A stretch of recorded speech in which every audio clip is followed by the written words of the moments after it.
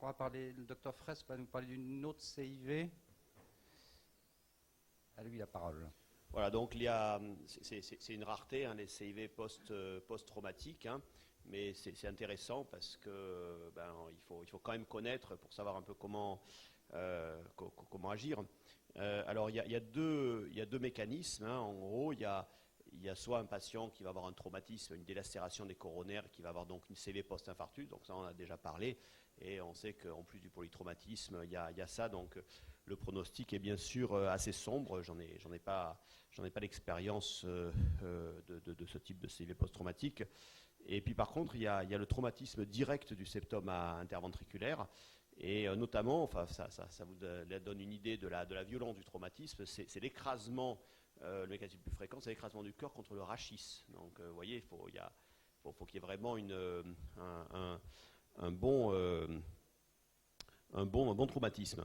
Alors après, bon, je ne vais pas en parler parce que je ne vais pas déflorer ce sujet va être abordé. Il y a des CIV post-traumatiques quelque part, les CV post-cathétérisme ou post-chirurgie, si on considère que c'est des techniques qui peuvent être potentiellement traumatiques, hein, post-avis.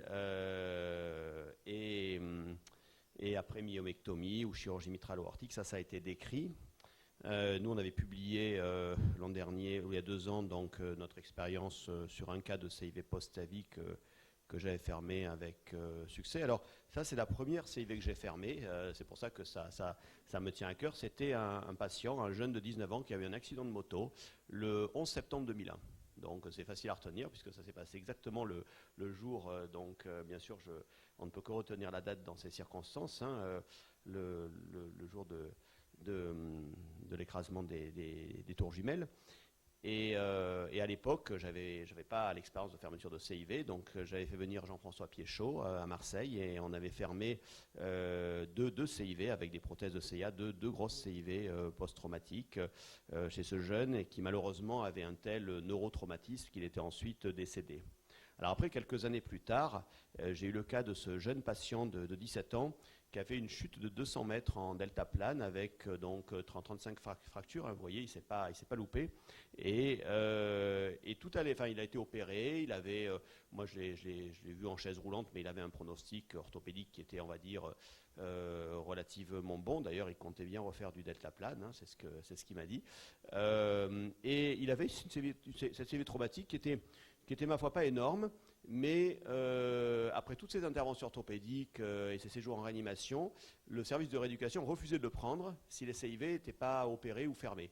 Donc c'est très embêté parce qu'il était collé dans un hôpital et puis il venait du nord de la France d'ailleurs, donc alors je ne sais pas pourquoi il n'a pas été à Paris, mais le fait qu'il est venu directement à Marseille. Alors vous voyez cette première angiographie dans l'incidence habituelle en OAG, on a l'impression qu'il n'y a vraiment pas grand-chose, mais je peux vous dire qu'hémodynamiquement, alors quand on fait l'angiographie de profil, vous voyez, on voit mieux la CIV qui crache directement dans l'artère pulmonaire. C'est une CIV musculaire, mais assez, on va dire, apico-infundibulaire. Et il y avait quand même des pressions pulmonaires un petit peu augmentées, un shunt significatif. Donc donc du coup, on fait le circuit habituel. C'était un petit peu compliqué au niveau localisation, mais bon, ça a pu être fermé sans trop de problèmes. Alors voilà la prothèse que j'ai mis, une prothèse musculaire VSD de 10 mm qui s'est d'ailleurs pas très bien dépliée sur le versant ventriculaire. Et comme c'est un traumatisme, c'est pas un trou, on va dire, c'est pas un trou unique ni franc, c'est une espèce de traumatisme assez hétérogène. Donc il restait un petit shunt résiduel qui s'est ensuite fermé. Il reste un petit shunt résiduel qu'on voit là. Et puis au bout de quelques mois, j'ai reçu la lettre du correspondant qui s'en occupait, qui m'a dit que c'était complètement fermé.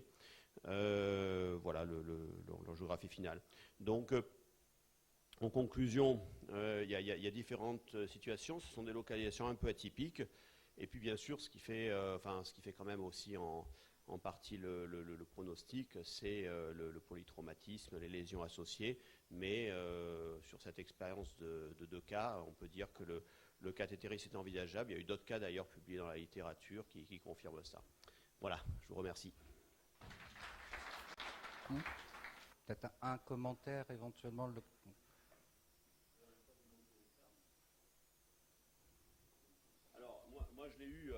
Non, et puis ensuite, moi je l'ai eu à peu près quelques mois après que ça soit passé, puisqu'entre-temps elle a été opérée de toutes ses fractures, et c'est une situation un petit peu atypique, puisque c'est uniquement, le gosse allait bien, mais c'est uniquement parce que le service de rééducation refusait complètement de le prendre, qu'il fallait fermer. Alors, je pense ceci dit, à rétrospectivement, avec son hémodynamique qu'il avait, c'était quand même bien de fermer ça. Il y a quelqu'un qui va présenter un cas post-avis? Oui, d'accord, bon, ça va. Pas de problème. Alors, je ne montre pas mon cas, je vais simplement escape. Voilà.